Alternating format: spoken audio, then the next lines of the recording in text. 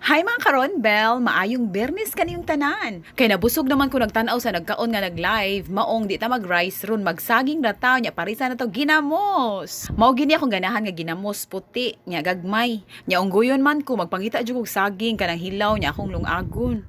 Wala pa mi ka-harvest og saging, maong palit sa ako. Nya tayo mi nakakita kog inaani nga klase nga ginamos, aw palit tayo, perfect match.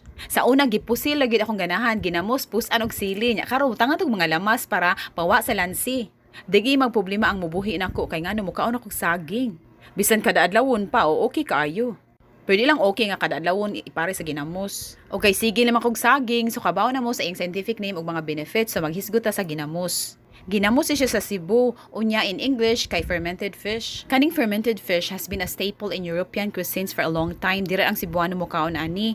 The oldest archaeological findings of fish fermentation are 9,200 years old and from the south of today's Sweden. According to Journal of ethnicfoods.biomedcentral.com, kaning ginamos kay beneficial to human health due to its high nutritive value. First na siya carbo, protein, fat, and lactic acid rich in iodine and other thyroid supportive nutrients. Gelatin is a naturally occurring product in fermented fish stock.